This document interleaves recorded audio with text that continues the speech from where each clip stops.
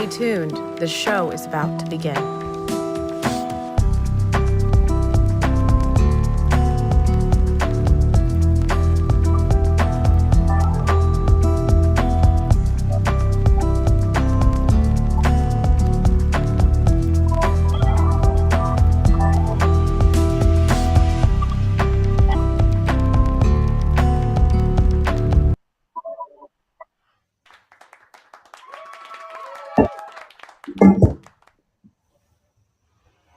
Tess, I'm inviting you up. There you are. There you are. What's happening? Oh, hi. I'm good. Can you see me okay? Not yet. Not yet. Okay. You got to turn your camera on, but it might not. We're on YouTube Live, by the way, guys. Shout out to all of you watching on YouTube Live and here on Fireside. It's your boy C-Roc. We're on the What Are You Made Of show. We're working on getting our guest Tess in the building. Actually, she's in the building. We're working on getting her on camera. Hello. Okay. Let me invite you to camera again. Hold on. I said turned on video. Okay. It's turned on, but let me try it again. Hold on. Yeah. It says it's on for me. Invite to video. Okay, I did it again. See if it. Okay. I accept it again. All right, let's see what happens. You know what? Maybe go out of the room and come back in again. Okay. Is it better on my computer or is phone better? What are you on right now? I have both open, so I have options. Oh, I use my phone, so. Okay. I'll be on my phone. Okay, let me try again. I'll be right back. All right, cool. So while we're waiting for Tess, guys, I'm really excited about this guest because she's done a great job on TikTok. And I'm going to wait to introduce her until she comes back. But let me see. Is that her there? Okay. Invite the video. Okay. But I'm excited about finding out how she grew so much on that social media platform. Because look, if we can learn from other people, we can do it ourselves. If one person's done it, we can do it ourselves. You know, there she is. Okay, now I think we got it. Hi, hello everybody. Now we're back. I can hear you now too, so that's great. Oh, good. Okay. All right, cool. So I was just telling everybody how you grew on TikTok, and we want to figure out how you grew on TikTok. We want to get as much information from you as we can. But the show today is all about, it's always about, what are you made of? It's about what the ingredients are that have gone into making my guests who they are. And that's what we find out, because here's the thing. I have this brand, it's on my shirt, called That One. And that one brand and that agency that we have is all about like really understanding that we're all that one, and we should lean into being that one, which is a unique person, and find out who we are, and then going after every available potentiality for ourselves, if that's a word, potentiality.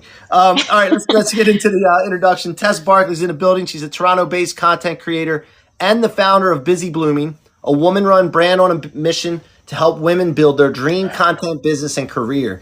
Tess is a full-time content creator with an audience of 150,000 plus, sharing advice for content creators and entrepreneurs. She graduated from the University of Toronto in 2018 and has 6+ years of experience in corporate marketing in Toronto, and including Big Four tech startups and at leading beauty brands and influencer marketing. You've probably seen her on your For You page on TikTok, telling you to embrace the cringe. Tess, welcome to the show. Thank you for having me. I'm so excited. Yeah, so we connected, I believe. My partner, Todd, reaches out to so many people, as I do as well. But I think this particular case, Todd reached out to you because I think you have a podcast. Is that right? I do. Yes, I do. Yeah, the Busy Blooming podcast. Busy Blooming podcast. All right, so we're going to talk about that and later on in the show. But I think that's how we got connected. And for those that are watching, you know, we have a philosophy at That One and the C-Roc brand is we wanted to create an attraction model. We want to get known so that we have an attraction model. But when you have an attraction model, it just doesn't leave you to chase people anymore. However, this is very important. You don't stop the chase. You get the attraction model, just adds to the chase. Some people get the attraction model, they stop the chase, and then their business is right back where it was. So great outflow. And I'm going to be talking more about that as these shows go on. But that's how we got in touch with Tess, and Tess responded. Tess, let me ask you this. Before I get into the what are you made of question, I'm so excited to have you here. Why did you respond to us? Like, what leads you to say, yeah, I'll talk to you guys? Yeah, well, you know, I watched one of your TED Talks. I don't know if it was a TED Talk, but it was a speaking opportunity that you did. And I loved your energy. I think I loved a lot of what you said about abundance and being You kind of remind me of embracing the cringe of that whole vibe of just do what you want to do, who cares what people think. And I thought that was really on brand with what I try to do on TikTok as well. And just, yeah, I loved your energy. I thought we would vibe really well. Awesome. Awesome. Well, thank you. So now that you're here, let me ask this question to you. And I don't know if it's a hard question, easy question, but what are you made of? Yeah, I love that question. It's such a good one.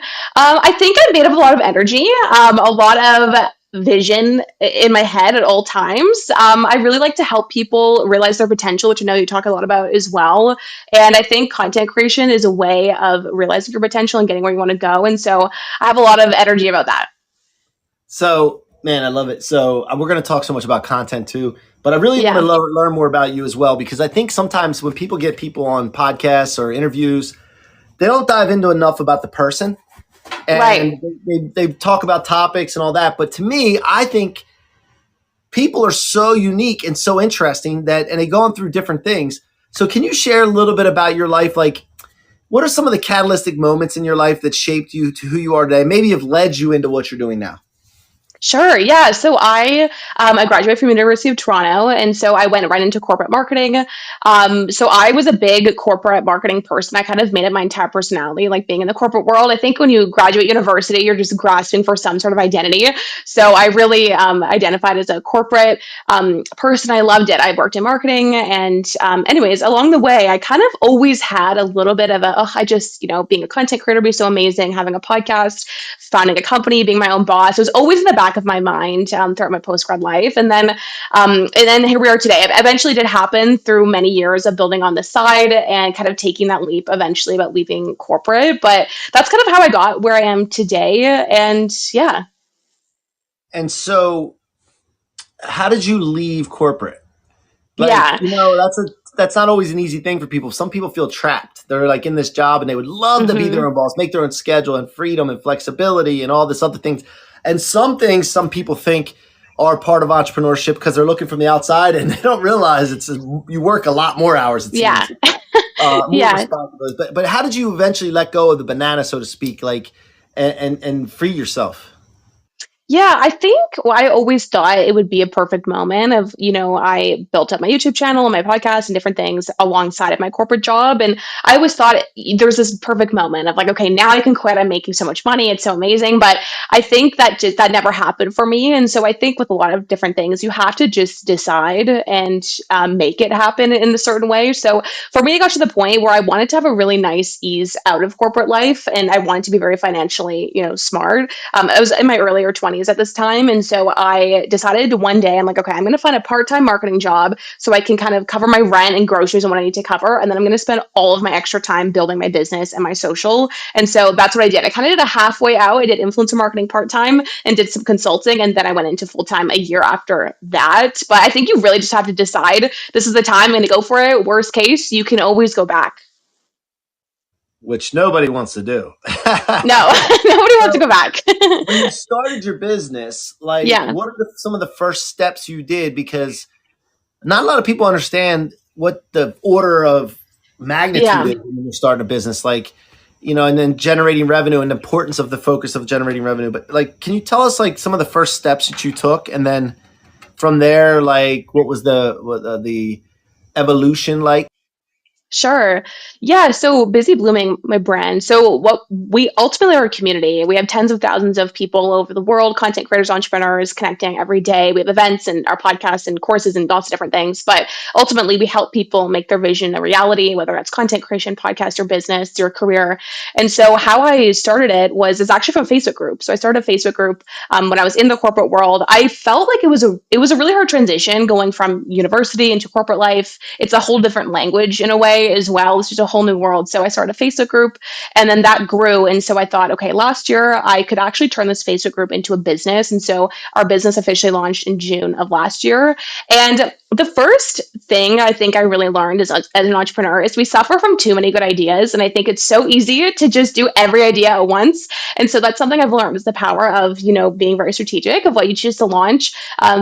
But I think the best place to start with launching a business is working back from your end vision. So having a really big, scary vision that might seem delusional to other people, and that's okay, that's good. And so make a really big, scary vision 10 years down the line and work back. Okay, what's the first thing we want to launch? And really lean into your audience. I think it's as entrepreneurs as well, there's certain things we think is really cool, but it might not necessarily align with what your audience wants. So paying really close attention as well. But I would say start with a big, scary vision and then start with something small to get you there.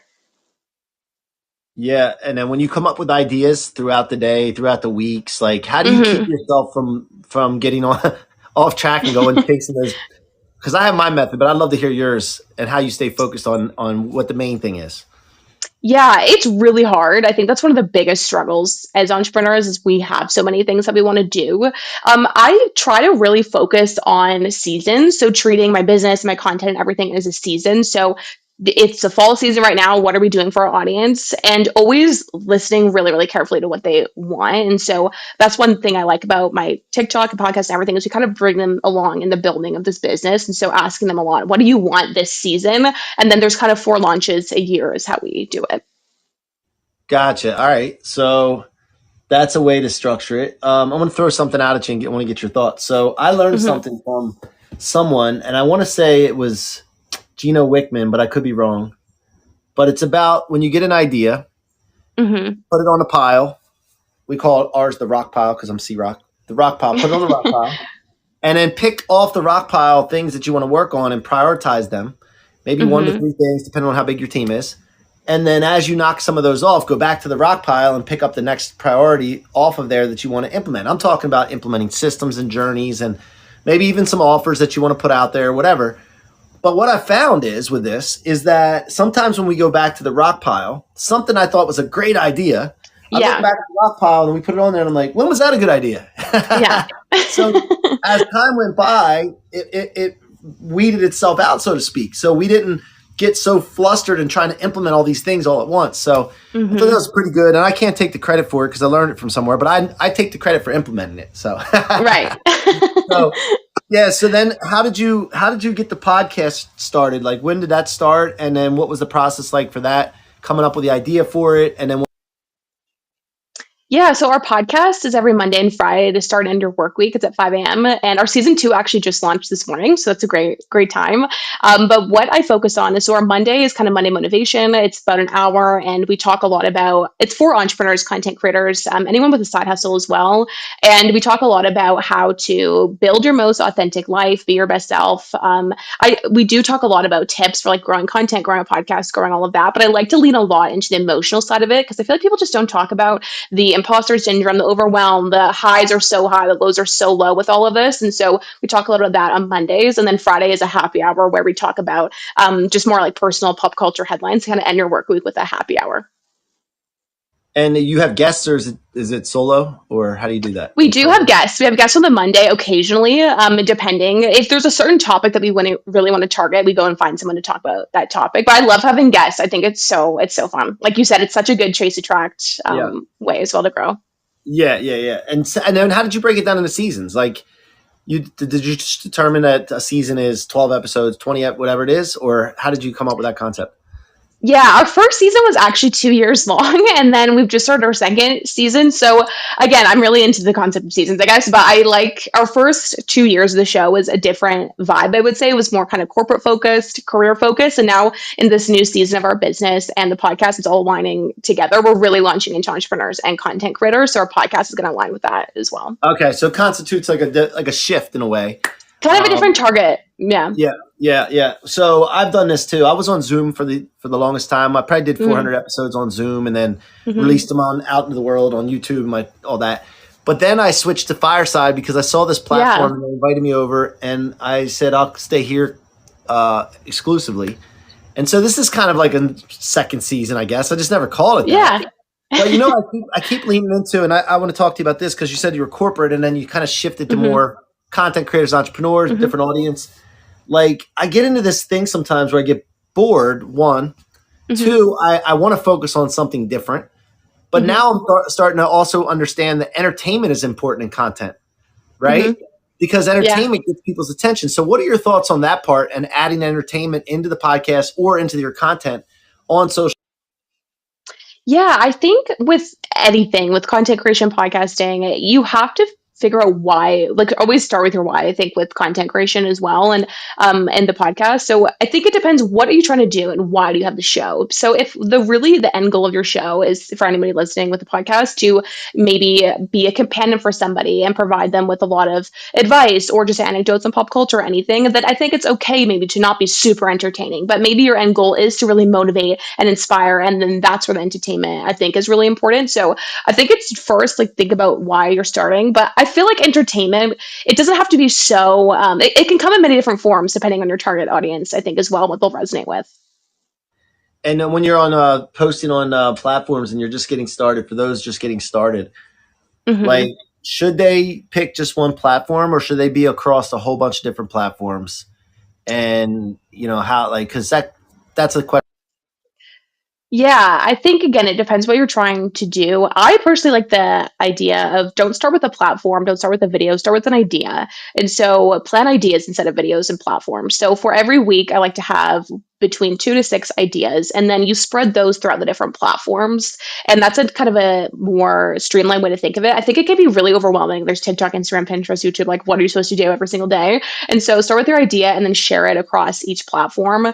And I think also each another way to think of it as well, and this is something I like to do, is every platform can solve a different problem for your audience. So maybe you're really trying to connect with content creators. So your TikTok could be really focused on one problem that they have. Maybe it's how to post consistently, and that's all you talk about. And then your YouTube channel could be more of a companion, trying to have that connection. Your Instagram could be maybe products linked. So you could think of it as X, and then more recently, and now we have one full-time employee that's more on like the operations side. Content wise, I really like to do it on my own. I just love content, and being on the influencer marketing side, I know kind of the ins and outs as well. But I think team, it can be really great. I feel like hiring for your weaknesses is always something that's really beneficial and something I've learned as well. Like more of that operations side is definitely not my strength. So I think hiring someone to do that is what I've done now. Yeah, yeah. And then you produce your content, edit it, all that stuff, and then post Yes. it, schedule it, all that, all the copywriting, all that stuff. I do. Yeah, I do. And you just focus, is it focused mainly on TikTok or do you like where else are you focusing besides podcast? Yeah, TikTok is my favorite. It's my largest platform as well. I think TikTok, I try to think of platforms, they have different end goals. So TikTok is really great for reach. And I think YouTube and podcast is really great for depth, kind of like outreach versus nurture content as well. And so I like to use TikTok a lot of really like top of funnel, high level content. And then my YouTube and podcast really nurtures that audience. It gets a little bit deeper. And then so like for the TikTok journey, when you first Yeah. got on TikTok, a lot of people just quit. Like they're just like, Yeah, screw this, I'm not 100%. getting viral, I'm not getting views, this and that. But like, take us on that journey, your Hmm. journey on it when you first started TikTok, and then when you noticed something happening, you're like, oh, this works. Lean into this, and then just take us on that journey of how you did it because you have over 100,000 um, followers. But Yeah. also, let me look at something else here for a second because I think if I look at this, you have 2 million plus likes. So it's Yes. not Yeah. always about the followers; it's also about the likes and the views, which you can't see how many views you have total. I don't think you might be able to, but not on this end. I can't. Quickly with a niche, but I think instead of niching down what you talk about, niche down who you talk to. So pick an audience, and then that person that you have in your head, create a persona or a couple personas for them, and try to help them in all the different ways that you can. And that's when I really started to notice the growth. So I think all of us start on TikTok. We think, okay, I'm going to post one type of content. That's what everybody says. Post 3 to 5 times a day. That's how you go viral and everything. And so I picked a niche. I picked corporate. I talked a lot about negotiating your salary and how much I've been paid in marketing and all of that. And then I noticed that I felt bored. Like, I think that's really common with people on TikTok and social media. You get bored so easily talking about one thing.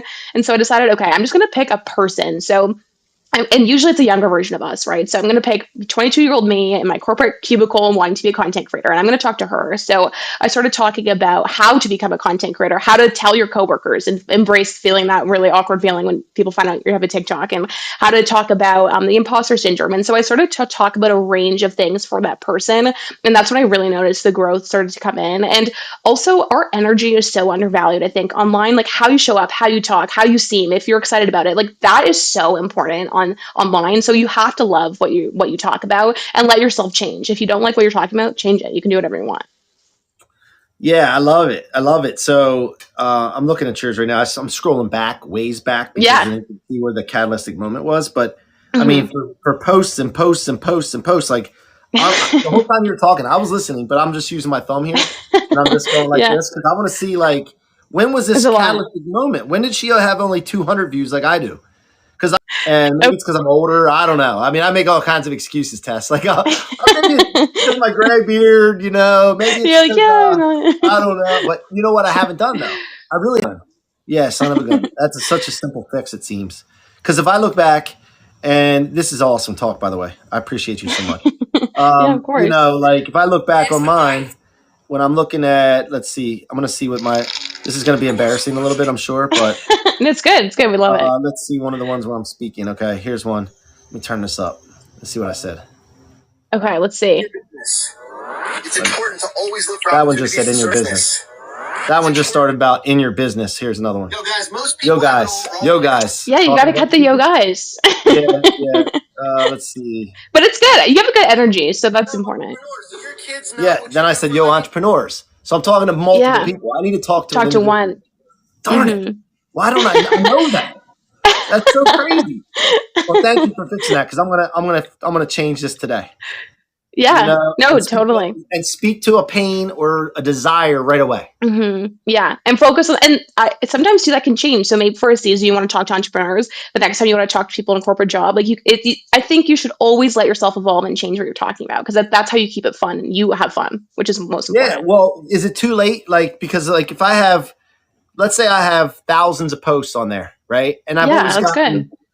Yeah, well, that's good. But I've had like 226 views, 432, 940. My total are 5,103. That's a lot. That's good. No, it's not too bad. I'm not comparing myself, but I do want to get. So what I'm thinking about this, right? Mm-hmm. Is it too late from this account to like take off because it's had no success? No. I think it's good. I think too, it's kind of fun to see people's trajectory online as well. So I always like it because a community is everything, right? Like we all want community and to build that. And so do a quick hook about what your account is. So I always say this, this account is for the girlies who want to become full-time content creators. This account is for anybody who wants to be an entrepreneur. So then they feel a part of something. And I think that helps a lot. I think you could totally throw that in. You put that part in. When do you say that? So I would say if I were you, okay, if I know you want to have a dream life, this account is for the people who want to be entrepreneurs. So I got you. Let's get into the series. I think I would probably right at the beginning. Gotcha. Okay. Yeah. All right. I'm dialed in now. Wait till you see this. Then when I blow up, you're going to be like, I was the one that did this for him. I know him. No. Yeah. Cool. I'll give you all the credit. So Tess, what's next for you? What's the vision? If I was to go like this, and make everything happen the way you wanted it. Paint that picture for me. Yeah, I think my big vision right now is Busy Blooming. I really want to create the go-to brand for creators, entrepreneurs, and start a network one day and have an office where people can come and work and feel really safe. Grow our podcast, grow courses, help other people launch courses, and help them launch coaching, and really be a builder for creators, entrepreneurs. And I'm really excited. So that's kind of the big thing right now. Of course, I love TikTok and Instagram and YouTube so much, and my podcast. But the big thing is helping people build what they want to build. Oh, we didn't really even talk about your YouTube. Have you had success with that yet? Or are you still working? I'm just getting back on YouTube as of this week. Kind of, it's the first week of school. I feel like I'm busy blooming right now, but we're getting back into it. I used to only do YouTube back in the day. My videos are all gone now, but that's what I used to do. Awesome. All right. So that's what I used to do. Awesome. All right. So where can people, what kind of offers do you have for people, and then where can people engage? Yeah, so if you want to follow me on anything, it's just Tess Barclay on everything. And then Busy Blooming, we have a community of... My number, you got DM, anything you need, I'm here for you, okay? Awesome. Thanks so much for having me.